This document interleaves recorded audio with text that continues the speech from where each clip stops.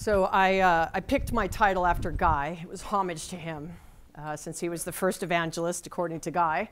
I wish he were still here because I love riffing off him. We've followed each other a number of times. I'll give you some funny stories. We went to rival high schools. We were both born and raised in Hawaii. I went to a better one. And he was picking on the guy from eBay who I happened to graduate with. So, I always love in his presentations that he talks about, how great Apple was. And I always in the back of my mind go, and I used to work for Gateway. So we also compete there. So he and I have a lot of fun on sort of discussing, sort of where we came from and how we've ended up in a very similar circle. But I will tell you that I joined Salesforce about 4.5 or 5 months ago. I came from Gartner. I was at Gartner for 10 years. I was a distinguished analyst and research fellow, following sort of sales transformation and customer experience and really where is the new competitive battleground. My customers were some of the largest tech companies in the world.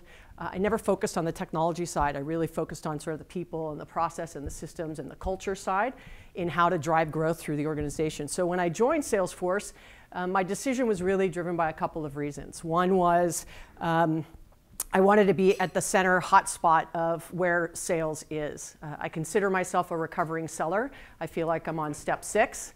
I still have some apologizing to do, but I am a recovering seller.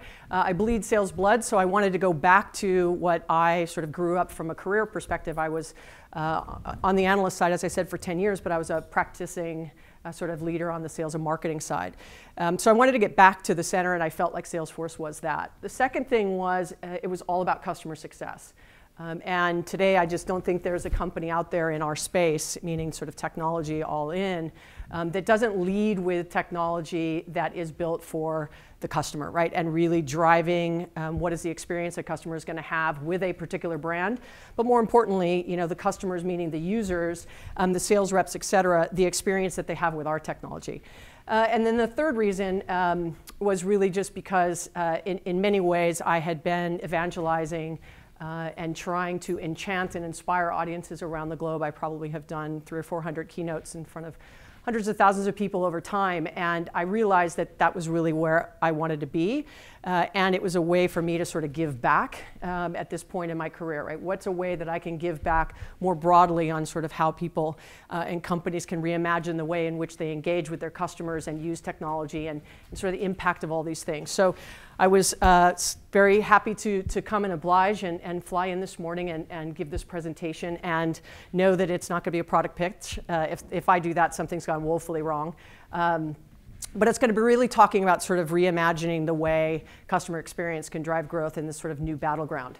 But I do work at Salesforce, so anything that I say around sort of what I think technology should be doing, it doesn't necessarily mean if you are Salesforce clients that your technology can do it today, so make your decisions based on readily available and available offers.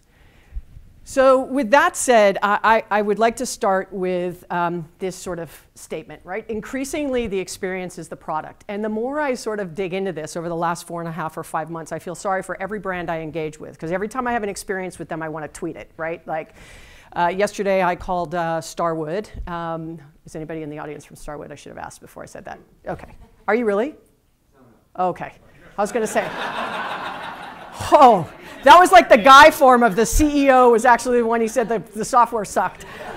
Yeah, I was just going to try and backpedal. They were great. No, so, yeah. So I'm leave for Australia in a couple of hours, and I had a hotel room that didn't have my Starwood number, so I called Starwood and said, hey, I'm going to be in Sydney, I'm going to be in Melbourne, I'm going to be in Auckland, I'm staying in your properties, can you please add my number because somebody in Australia booked this for me. They said, oh no, the best thing for you to do is to add your number when you check in. And I said, okay, so let me just add. So what you're telling me is that you can't actually add my number because you can't see my reservation because it uses a different numbering code outside of the US than it does in the US. Well, yeah, that's kind of what I'm saying. So I said, okay, well, but what that doesn't do for me is then it doesn't know that my level from a loyalty perspective so that I get the upgrade on the room before I check in, because then when I show up to check in, what they say is, oh, we wish we knew you were coming. We would have given you, and I'm like, yeah, that's why I kind of want you to know before I get there. And so, it's like I delete the 140 characters. I write it, I delete it. I write it, I delete it, because I don't know how to say it without really just sounding really awful. So I chose not to tweet it, but I wanted to. Because at the end of the day, it really is that the experience is the product. The experience is what's leading customers to have this sort of engagement with you in a way that is either very positive, right, or could be lukewarm or could be negative. And people are making buying decisions today based on those experiences. They're willing to switch brands, they're willing to talk about brands, they're willing to spend more because of an experience that they have. And unfortunately, the pace in which that experience is happening is absolutely amplifying.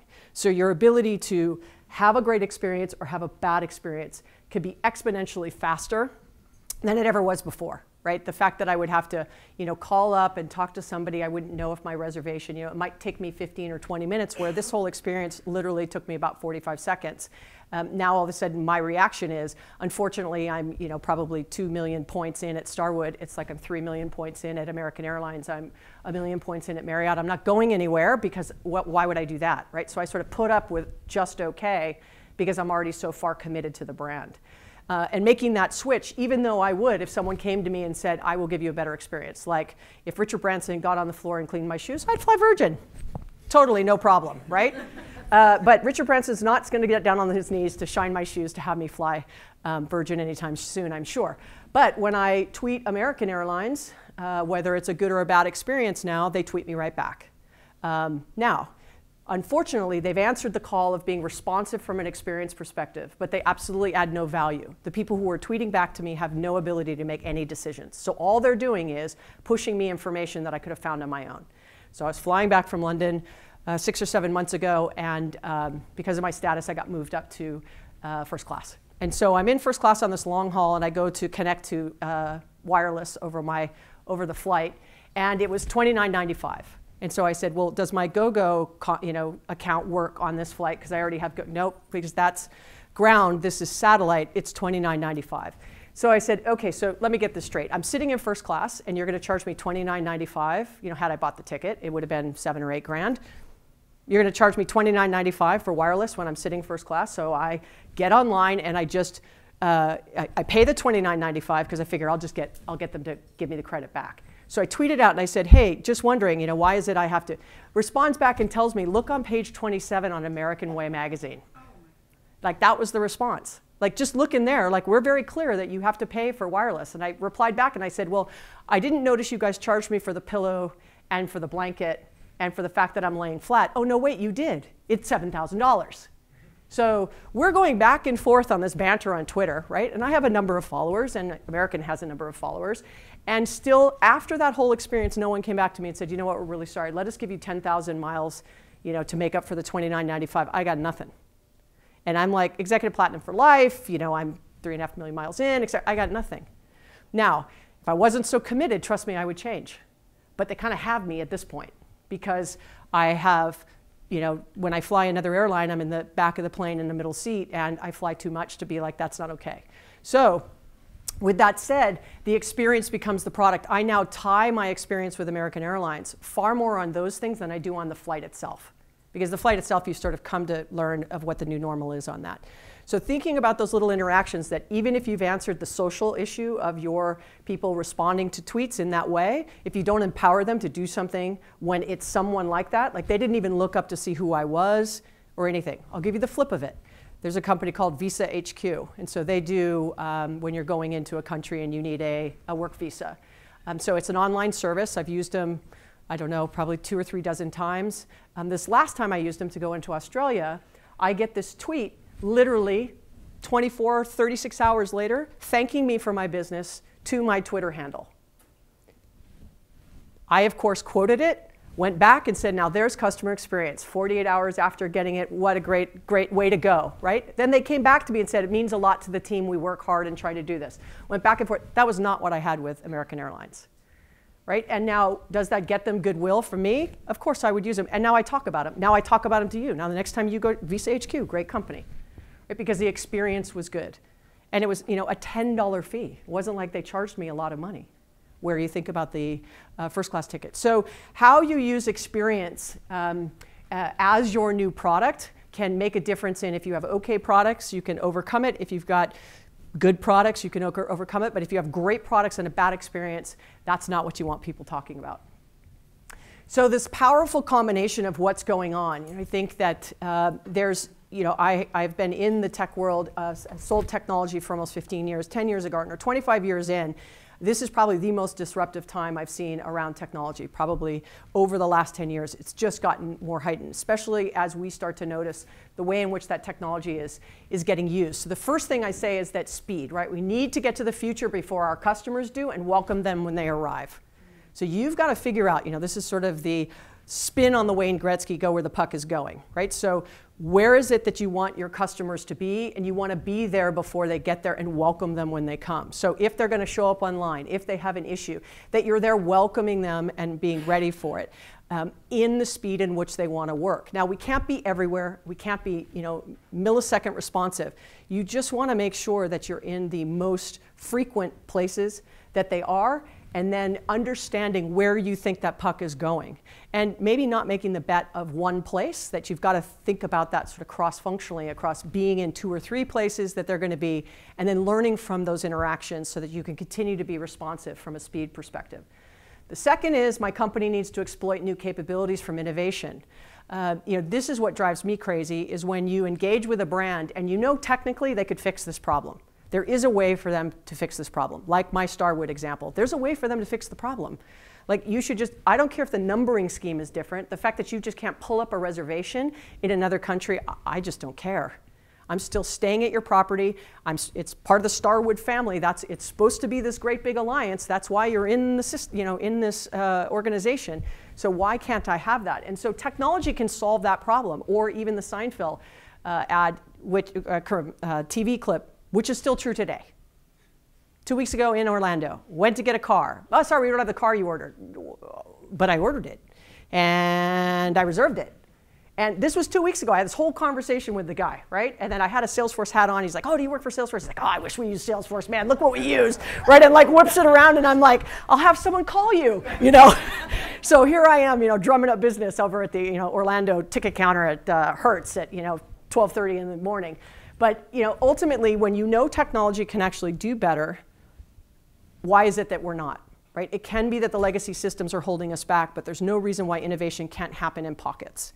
I think you guys have a session in a little bit this afternoon, a roundtable around bimodal. That's a concept that came out of Gartner, and the whole concept behind it was really keeping the lights on technically and then innovating for new. And running in those 2 speeds is sometimes very difficult. More importantly, not from a technical standpoint, absolutely, it's a cultural problem. It's a cultural mindset problem. Your teams are embedded in mode 1 and how we've always delivered and supported technology, yet the customer and the market are demanding a completely different experience from that technology. So making sure you're using the capabilities, especially across the way in which you engage with customers. The third is, my brand is the sum of all my customer touch points. It's all those touch points, right? So now when I check into the Starwood, because I actually had to call someone in Australia, oh, and by the way, his answer to me was not only do it when I check in, or just call the hotel.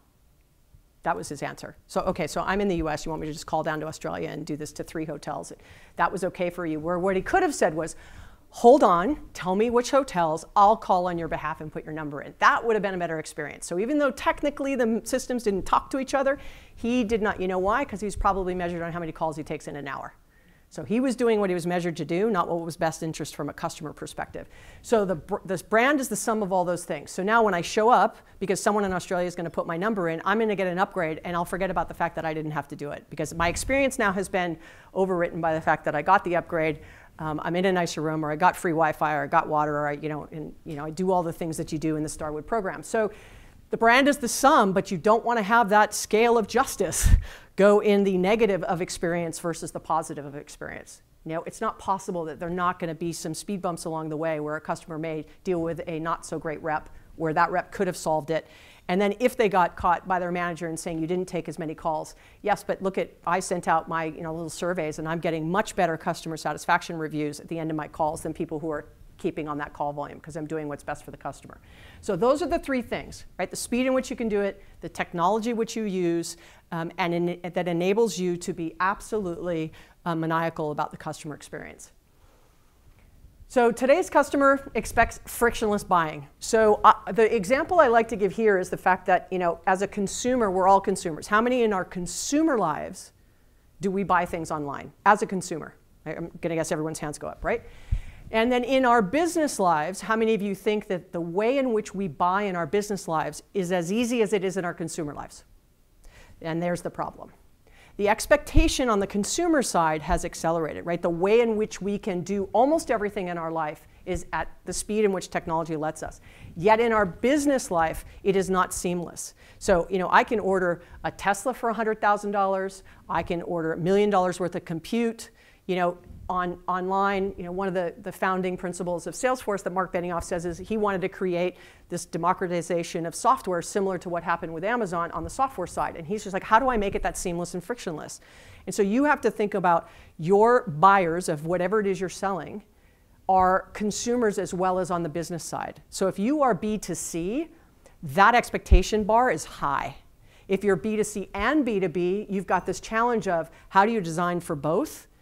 Because the expectation as a consumer who comes in to buy wants this kind of frictionless experience, right? I know what I want it now, I want it where I am, and connected experience to me. And so we may not be able to deliver, but when people say, look, we want to Uberize our business or Airbnb our business, it isn't so much about the business model, which, don't own anything and charge money for it. It's a fantastic business model. However, it's much more about the experience behind Airbnb and Uber that you should be aspiring to do, right? It's a very seamless experience. So if they expect frictionless, the good news is customers are actually willing to pay more for it. So in my previous life, we did some research on what did that look like. And without sharing too much, because I'm not supposed to, I will give you the highlights.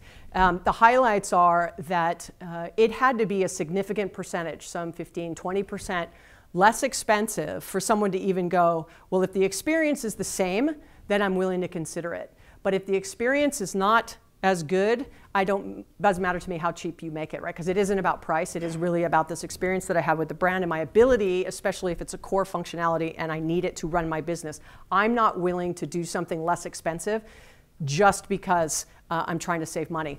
And so this will spend more.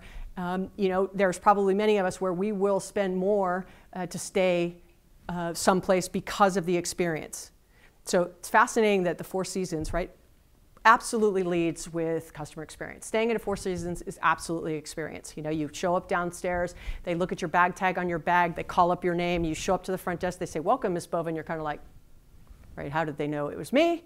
Right, they have this whole process. But then I went, you guys don't have a loyalty program, do you? When I was checking in yesterday. No, we don't. So interesting, right? Expensive, big experience, no loyalty program, because they think the experience is going to drive this. You're going to come back, because when you come back, you know what you're going to get. And so you don't always need to do it the same way, but you need to say, if we can just win on experience and we don't need the loyalty program or other things, then we're going to do so. And clearly by this hotel, you're going to spend a little bit more for the experience. So mere satisfaction isn't enough. When I first joined Salesforce, this was something I started talking about quite a bit, especially within the marketing groups of Sales Cloud and Marketing Cloud. That to me, it isn't sort of you have a prospect and you have a new customer, or it's not quote to cash, or it's not all those things where it stops at the deal. I've closed a deal with a customer, whatever that might be, whatever it is you're offering, whatever it is you're selling. It really is that you want this whole life cycle to go to advocacy. So it isn't sort of lead to close, it's lead to advocacy. You want your customers advocating on your behalf. I've just advocated for Visa HQ. They didn't pay me to do it, I did it. Now, if you guys ever need it, you're gonna go, what did that woman from Salesforce say? It was some name or whatever. You're gonna look through my Twitter feed, you're gonna find it, and you're gonna use them because you're gonna trust the fact that I've just given you examples, good and bad, that I'm probably gonna give you a good recommendation. And so I'm advocating on their behalf and they're not paying me to do so. And so you have to think about the customers that you have today are the reason in which you're in business, right? I just tweeted something this morning that was like, your employers don't actually pay your paycheck. Customers pay your paycheck. And so they manage the cash, but the customer pays your paycheck. And that's that advocate right? That's that advocate who says, I'm not only going to buy from you once, I'm going to buy from you again, I'm going to buy more from you, I'm going to talk about you, I'm going to use you when I change companies, I'm going to talk about you when I'm at an association meeting, I'm going to advocate on your behalf. So if you just stop at sort of, we've got this customer, and wow, we're really growing our customer base, all goodness, and we've got more prospects coming in the pipeline, all goodness, but if this isn't happening on the back end, it means from an experience perspective, you're not delivering on what your customers are expecting from you. So another statement I like to make is the unintended consequence of innovation, customers become far more disruptive. When I was selling technology many years ago, I knew more than the customer on the other end of the table. I was selling document management systems. For those of you who remember WordPerfect, we were doing things in law firms, Physicalc and all that stuff. Although Guy's older than me, he remembers more than I do. But when you think about the disruption from a customer perspective, that's the crux of all this. They have more power in their hands to do things, to advocate on your behalf or against you. They have the ability to buy when they're sitting on a bus. I've been in the back of an Uber and heard something on the radio and looked over on XM and saw the name of it and then gone right to my iTunes and bought the song right there, right? And then went, how easy, how seamless. And so I've become far more disruptive because of technology, which is why Tower Records isn't around. Right? I have chosen to buy differently. I have chosen to consume differently. I have chosen to have a relationship with technology very different than I had 10 or 15 years ago. And because of that, the innovation has allowed me to do it. There is no stopping the train. The problem is we as brands cannot hold back the way our customers want to engage with us. We can't change their mind. So we have to learn, how do we take advantage of this innovation in order to provide a better experience. So this B2B buyer is now kind of forging their own path. I think this is, for those of you who run sales or have sales quotas or anything in your purview, this is the most disruptive thing from a selling perspective, is we try to, as sellers, in many cases, control the process. I call 100 people, 10 people call me back, 2 people set a meeting, I go give a presentation, and I call 100 people, 10 people call me, it's this process. And the probability to close in the pipeline, I've done these 3 things, it's 80% probability to close. And the problem is that we do not any longer control the buying journey. The buyer controls their journey, we're trying to control our sales process. You have sales process and buyer journey, and the two shall never meet until the deal closes. That's when the two meet. When the buyer says yes and the seller goes, okay, I'll sell it to you. That's where they meet. But between the beginning of prospect until that point, they rarely meet. They sort of are almost in tension with each other. The buyer's sort of going down this journey, and then the sales rep goes, nope, nope, nope, I need to back you up. I need to make sure I show you my demo first before you do this. Well, no, I don't need the demo. No, no, no, because my process says I have to show you the demo before I can move you in my pipeline. Sound familiar? And so the challenge that you have is that the buyers become far more fluid and the sales process is very rigid because it's the way we have predictability into our business.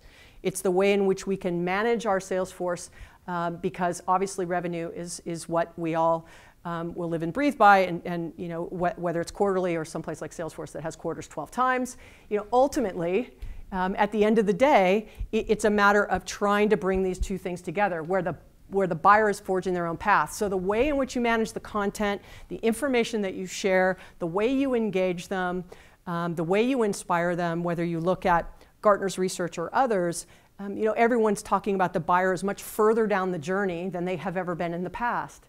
So I'm just going to use car buying. So why is it that today we can look up the car we want, pick all the features, get the lease deal, everything online, show up to a dealership with a piece of paper in our hand, and we still need to go for a test drive? Why? And then you got to sit with the manager who has that piece of paper with the ink, with the Sharpie. Nope, I can get you this deal. And it still takes 4 hours to buy a car. I don't know how that happens. I sort of go, here's the car I want and here's the deal. And it cannot take 4 hours. No, it's not going to take 4 hours. I even called ahead of time saying I'm not going to stay here for it. It's still 4 hours. Because they have to go through their sales process. The experience is horrible. So what did Tesla do? Fine, we'll just avoid the whole experience and we'll sell 200,000 cars in 10 days online. Sight unseen, no one's driven it. Brilliant. So thinking about meeting buyers where they are and how they are and the way in which one to engage can change the game for you from a competitive standpoint. And most companies are struggling to adapt. In the 5 months, this slide is probably where I spend the majority of my time, right? The first one is that we have disconnected teams between sales, marketing, customer service, and the commerce side of things, if you will. They're disconnected, they're siloed. It is rare where sales and marketing is owned by an executive. As you get larger, it tends to start to splinter out. In retail, as an example, the CMO tends to have a lot more power both on the sales and marketing side because of everything that's happening. But for all intents and purposes, this marketing, service, and sales silos, it makes this disconnect between, was that timed for me? That's awesome. Do I win something? That's awesome. What do I get? Something. You do get something. Okay, excellent. All right. A lack of understanding of what the other does. So once again, I started this out as I bleed sales blood. So how many of you in the audience are on the selling side? How many of you are on the marketing side? Okay, so for the handful of you who's on the marketing side, here's what I'd say, is that I find going on a sales call is liberating. Go on one. Sit on the floor with your customer service reps. I ran a customer service call center for a web hosting company in 1999, and I had 200 agents, and I made every executive sit for 3 hours once a quarter in the customer service in the billing department so they could see the systems and hear the customer live, and all of a sudden the decisions that started getting made were very, very different. And I say the same thing from the selling side, right? Selling, going and spending time on the marketing side, because there's this lack of understanding. Marketing says sales doesn't follow up on leads. Sales says marketing only gives us crap leads. The service department says we don't get any support. They don't really understand what or they sold something we can't do. And all of a sudden you have this disconnect, and the place it manifests itself is the customer. The customer feels the disconnect. Marketing provides one experience, online and digital. Sales provides a totally different experience from a human perspective. And then customer support, like my Starwood, provides a totally different experience. And so making sure you can try to get connection between those three is really important. And the way in which to start to foster that, unfortunately, is still sort of metrics. The goals are misaligned, right? In that call center with Starwood, I bet you he had so many calls he needed to get through. If his metric was more of my satisfaction, and the fact that, I even did the whole, if you're a gold member or silver member, enter your number, I should be rerouted, and somebody should then be aware of the fact that I'm that level. But sure enough, when I got to him, he goes, can you give me your number? Well, okay, I just punched it in, like the robot. Like, what's your 13-digit number? I don't know, I'm driving. Like, can you not tell from my cell phone or my name or no. So the metric is critical here, especially if you manage sales, right? We are very obvious in what motivates us. You just got to say, pay you to run through that wall, we're going to run through that wall.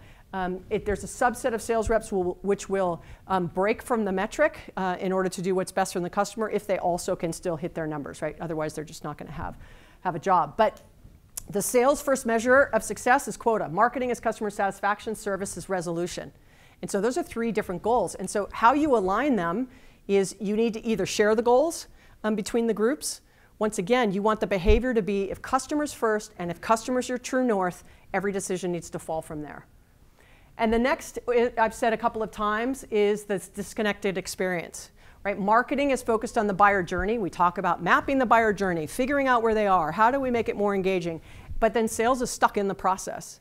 And you could put customer support, you could put customer service, is also going to be a little bit stuck in this process, right? Because it's the way in which they do escalations. It's the way in which, let me get you to the right person, because they're not empowered to make a decision. And so there's all those kinds of things. So this is probably where a majority of my conversations happen. Right? I'm totally focused on customer success, and customer success means these three things have to start to come together. Right? And this, once again, is not a systems thing. It is not a process. It's absolutely about culture. And it starts at the top, right? At the leadership, you have to start to have these conversations where people are making the decision on behalf of the customer and not just on the fact that their metrics are driving them that way. So here's if you don't pick up sort of my poking at marketing every once in a while, I'm going to poke again, is that customers expect a unified experience, but this is some recent research that just came out of The Economist, and it says 86% of CMOs and senior marketing execs believe they will own end-to-end customer experience by 2020. This is, I think it's like 2 months old. So I said, that's a very interesting stat, right? That the CMO is going to own customer experience, which that's fine. Like, I don't care who owns it. Personally, I think the person who owns the customer experience is the customer. But how do you meet the customer in their experience so that you can ensure that it's the right one? But what I found fascinating is then behind that question that gave that stat, they say, what are the top 3 channels through which you expect your customer to experience your organization's marketing efforts in 2020? Notice what's missing from it. What's missing from it? Oh, it's far more rudimentary. Sales. Fascinating. And you wonder why there's a disconnect. So I'm going to own customer experience, but the people who actually talk to our customers aren't one of my channels. And so this just highlights the fact that you've got this disconnect between understanding the human element of it, the digital element of it, as well as all the groups that you have to make sure are collectively engaged. Now, it could be what they did here was they did marketing channels, not the human channels. I understand. I'm using it to make a point. Right? The point is that they should have said no matter what, sales should be on here because it should be one of our top ones, especially if we're in an industry where humans are such a part of it. There's some stats that I tweeted out earlier in the week that Gartner put out that there's going to be some 6 billion customer service calls from things over the next couple of years. Who's going to answer those? Things are going to instigate customer service calls. Who answers it? A robot? AI? A person? How do you engage with that? So this isn't just a problem of putting a human in this. This is what channels. If things are requesting things, you know, I like to say that my Fitbit talks to my scale, which could also talk to my refrigerator, and someday will lock me out. I don't want that experience, however, highly possible. And so the moment these things start to intersect, right, and things start talking to things, like we have things talking to things today, but now they want to make a call. Like my refrigerator calls someone and says, you know, this is about to go bad, which it could happen. But I'm not alerted that that happens. And so then I get this random call that, hey, you know, you need a service call. And I'm thinking, well, I don't understand. Versus the refrigerator pushing something to me and saying, hey, you know, this is about to go bad. Do you want us to call? So I'm made aware of it. And so, you know, I accept that. And then I understand the process. But they're doing it more now for learning and trying to do remote diagnostics, et cetera. But they've left me out of the equation, right, as the consumer owner of that refrigerator. So thinking about how and where things that are going to communicate with each other will change your views on experience and how that's going to happen and where that's going to happen. I love this. I think this totally sums it up. That this is this linear process we think our consumer and our customers still go through, like, oh, customer map, where we have awareness and interest, consideration, intent, evaluation, and oh, by the way, I know you're here. And she's like, yeah, I was just looking for the bathroom. Wasn't even what I was thinking about. And so we make this assumption that customers are still on this wonderful linear journey of, oh, you found out about our store, you showed up, you've got a shopping basket, I know you're buying, and you're going to wheel up and ask me something, and it's going to be something about this great funnel I've created about this end cap, and you're like, nope, I'm just really looking for the bathroom.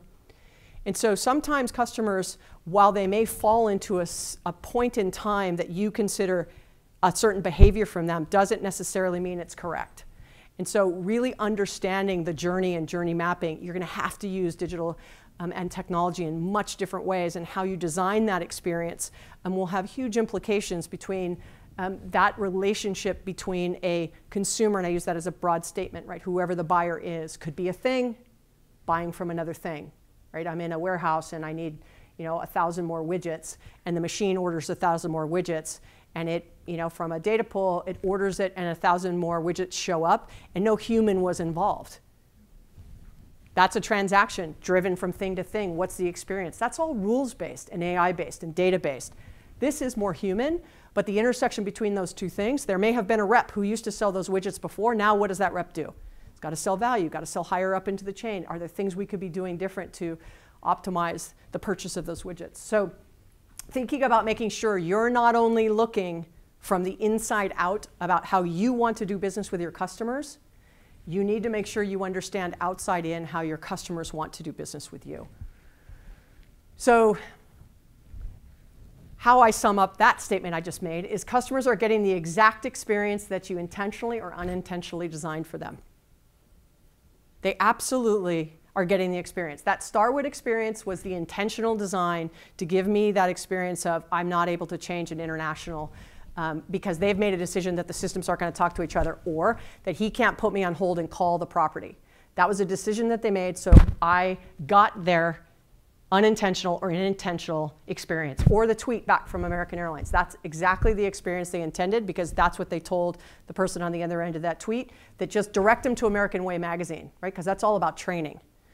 It wasn't, hey, listen, it was kind of a bad experience, and we see she's, you know, executive platinum for life, and she's got 3 million miles, and she's got all these things. Like, let's just drop 10,000 miles into her account. It's not going to cost us anything. But clearly, she's out tweeting about this, and we don't want her saying bad things, right? We want her advocating on her behalf. Like American Airlines really stepped up, gave me miles, made it okay. But that was not a tweet I gave. So the unintentional and intentional experiences are decisions that we make, that we either empower or we don't empower our people. We give them the tools that they need to make the right decisions for our customers. So the playbook is getting rewritten, right? Thinking differently about the way in which you enable your people who are customer-facing in any way. I think everybody in an organization owns customer experience, right? Whether they're in a call center, whether they're driving a truck, whatever it might be, there's a representation. Remember, your brand is the sum of all of those touch points. And so rewriting the playbook means that this marketing and sales connection between content and brand messaging and the way in which it shows itself from a human to a human during the time in which they are trying to sell whatever it is you're doing, that connection point between the two has to be, marketing has to empower sales to be more effective in front of a customer and add value, and sales needs to trust the fact that marketing is actually giving them information. Those two things happen through artificial intelligence, predictive. I think it's one of the most exciting things in sales right now, is if I were still selling and marketing could tell me which customers were more likely to do what, if I did these things next, at what time, I'd be all in. I was blowing away my quota on ACT and an Excel spreadsheet. Imagine what I could do with predictive. But not everyone has that experience from a selling perspective when it comes to technology, and most definitely when you see those disconnects. So for any of you who have the ability to affect or effect this relationship between marketing and sales, the brand, the content, the messaging, the experience that's being driven out of marketing, the way in which sales, customer service, any customer-facing employees use that content to promote the brand, that starts to really change the game. The more connected you are, the more the customer has a better experience with your brand, the better off you are because you're driving towards that advocacy. So Sun Tzu, while he probably didn't think that this would ever get used at a sales and marketing presentation, I would say this, that if you know your enemy and yourself, you need not fear the results. So if you know your customer and you know what you're able to do, you should be going in the right direction. If you know you and you don't know your customer, there's a problem. If you know your customer and you don't really know you, there's a problem. If you know neither, obviously, it's even worse. So the goal here is to make sure, I cannot stress it enough, I can have 100 conversations, and rarely do I hear a company actually say, I'm starting with the customer and we're working myself backwards. They're telling me sort of where they're stuck. My pipeline isn't building as fast as I want to. The lead quality is going down. You know, all of those things, and I'm like, well, hold on, what's going on in your customer base? Like, what's happening with the customer that may be just manifesting itself and showing itself in these kinds of indicators? How do we bounce up and look a little bit more about what's happening? And a lot of it is that not everybody knows everything that's going on in the customer, not that you need to, but if you're not paying attention to the changes in your own base, you know, how can you improve the service overall? So making sure you understand both and looking from, most definitely from the outside in. So customer service is not a department, it's an attitude. And you can't manage and measure an attitude. And that's where it gets tricky. Managers like metrics that can get managed, and the soft things get a little more tricky. Like, what is customer experience? If I asked this room, I'd get 100 different answers. What is customer experience? How do you measure it? Is it Net Promoter Scores? Is it CSAT? Is it churn? What is it? Is it customer satisfaction surveys? Is it how happy your employees are? Is it your advocation for out? Is it your social scores? What is it? Everyone's going to come up with something different. But more than anything, it's an attitude. And so Zappos, the example that Guy gave, for those of you who don't know this, when you get hired into their call center, The day of your graduation from training, which is a 4-week training, they sit you down for your very last interview and they hand you, in your name, a $2,500 check. And why do they do that? Here's your check, take the check and leave. Or leave the check and stay. And they know your commitment. Because if you're there for the paycheck, they actually don't want you. And that's a great way, right, to just say, if you're here for the money, you're not going to always lead with, you're going to work your 8 hours and you're out. You're not going to lead with what's best for the customer. So it is absolutely an attitude, and it has to permeate everything you do. Once going back to one of the reasons why I came here, it is maniacal, sort of how focused we are on customers. May not always get it right, but if we don't get it right, we try to correct very, very quickly. So ultimately, at the end of the day, it's an attitude. So this is not who owns what. It's about how to better serve your customers. Sales owns it, marketing owns it, customer service owns it. I don't care. Who owns it is the customer, and what is going to be the best thing to serve them. How can you put them first? What are small changes you could do Monday morning that says, you know what, this process is really internally focused. How could we flip this on its head, put the customer first, and change a process? What process would we change? What's the low-hanging fruit? What things are you not doing potentially with technology that you could do better today?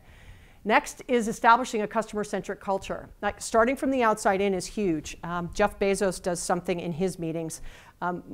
He does a number of things, but one thing I really like in his sort of senior staff meetings is however many people are in the room is how many chairs he has. And there's one empty chair for the customer at the head of the table. The only person that sits at the head of the table is the empty chair, is the customer. And when an executive pitches something to him, he literally goes, what does the customer think? And if you don't know that answer, you will not come back to the next meeting. You probably won't come back ever again, because that is their true north. So thinking about outside in is when you make decisions, we all have muscle memory and DNA that got us here in our career.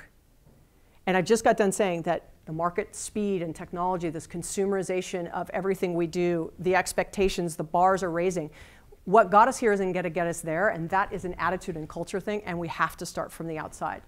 The next is we redefine relationships, influence and engagement. Guy talked about this, right? The ecosystems, the partnerships, looking beyond the normal of what we go to when we're looking for information. Events like this, whether it's something from Guy, whether it's a book you read, whatever it might be.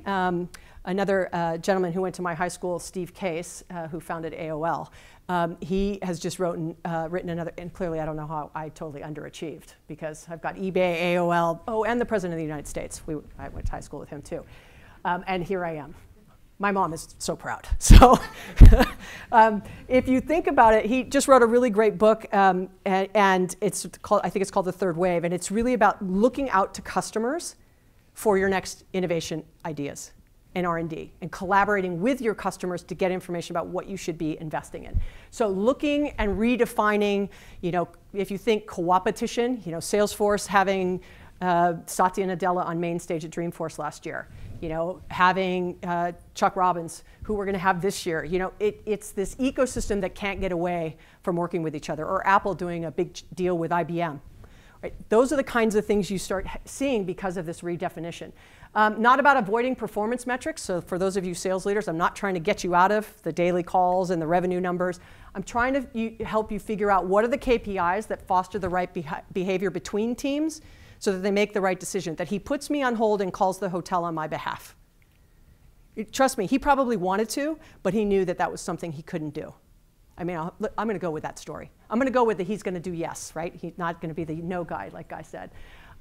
Then shift from big data, all the information we have about customers, to intelligence, like we get smarter about it, but absolutely the holy grail, guys, is all about this predictive engagement. You have to use the data in context. What is the data telling you? And then what are you going to do different because of it? If you just collect data for data's sake and go, we have data scientists, we're collecting all this data, our things are telling all these things, and you're not doing anything different with it, don't collect it. Save your money. But if you're going to get the data, you need to analyze it, then do something different with it. If you know it from marketing, what should sales be doing different because of it? If sales has it, same thing. So my last slide, and sort of my aha moment, if you will, being a seller, I like to say, is that your best sales force is your customers advocating on your behalf. You're never going to outsell them. You're never going to spend enough money to outsell them. Whether they say something, if they say something good about you and they talk about you, I've dropped 4 or 5 brands and given really great examples. Guy dropped probably 24 brands and gave really great examples. You'll remember those. And then the stories that we give that are maybe not, which, you know, this is why I don't like to tweet it and all those things, because I never know who's customers and who's not. Now I have a different hat on my head, so I have to be careful sort of who I talk about. But at the end of the day, right, getting your customers to advocate on your behalf is the goal. You want your employees to say it's a fantastic place to work. You want your customers to say it's the best product.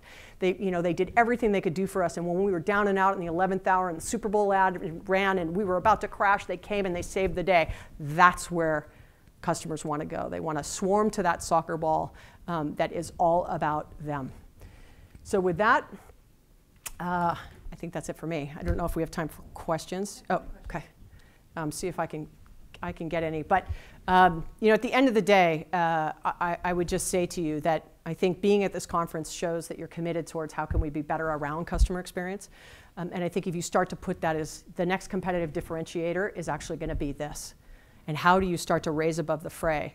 Like I was saying, if you've got the same thing, you don't want to have the opposite, but you want to have the same plus, right? So I would end with that. Yes.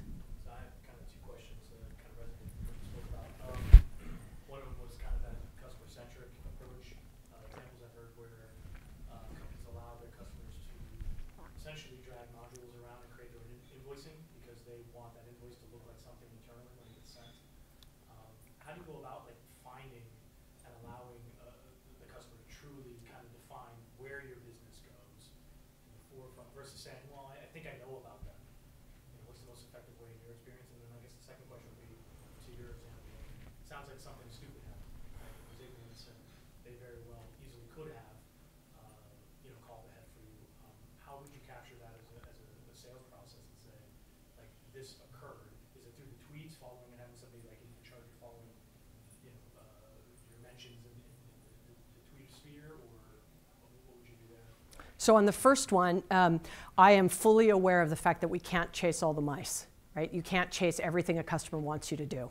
So I am not advocating to chase the mice. We got to look for the rabbits, right? And hopefully you find an elephant, you know what I mean? Where you really find a big one that starts to actually appeal to the long tail. Right? And if 80% of your revenue comes from 20% of your customers, everyone always solves to that and they forget the long tail. Long tail is really where automation and some intelligence can play a really great part, especially as you start to use things like artificial intelligence and IVRs and things that are going to try to automate that. But I would look for hotspots around verticals. Like if you have 3 or 4 verticals, how do they like it? Learn from the vertical, and then you're going to get pretty close to 80-20 again, right? Where 80% of them all like it that way, you're going to get closer. So look for hotspots. I think people have done it around industry, geo, size, et cetera. But now it may be business models. You know, are they like an Uber business model where they don't own anything, right? It's really a collection and ecosystem. Is it they own a lot of stuff? Are they a legacy business trying to transform themselves? You know that they're going to behave much differently than a startup. And so is it different ways to segment that you can come up with different answers? I'll just use Uber as an example again. So, I use Uber all the time. And I used to have to print out the receipt and take a picture with my phone to go into our expense system. Well, now Uber has the business connection point. So now the receipt just feeds right into my expense report and I don't have to do anything. Fantastic, right? And so an easy one would be, well, if it's a business client, they're probably expensing things. And if they're probably expensing things, let's go to the top 5 expense, you know what I mean? And let's solve the APIs to that and feed into it. And it totally solved a huge pain point for me very, very quickly, right? And so you solve to me. Now I might want it a different way or whatever, but that's, that sort of don't worry about that tip, right? Try to solve to the middle. The second one on process, I'd say, sure, listen. And I love when this call may be recorded, so once again, are they listening to the recording and then changing a behavior because of it? My neighbor owns a number of Verizon stores, and he asked me, should I put cameras in my store so I know when the traffic is and where they go and how they walk through the store? I go, only if you watch the video and then you are going to completely remodel the store every week. Because if you see they go another way, what are you going to do? You're not going to remodel the store, right? And I mean, you're going to know who's coming in. And so, if it, once again, using the data in a certain way, having the data and using the data are 2 different things. And so if he was empowered to say, hey, I just got this call and the customer had this problem, I could have put them on hold and done this and say, oh, you're the 10th person we've heard this from. Why don't we put it into the process? that never do we let a customer, do that again. And not just someone like me, like a high status one. Like everybody should get that. If that's, we could send an email if you can't do every call. I mean, there has to be a way. So I'd say mining the data, looking for the intelligence, and not chasing the mice. Anybody else? All right, great. Well, thank you guys very much. Follow me on Twitter, and I'll look forward to keeping in touch with you. Have a great rest of your day.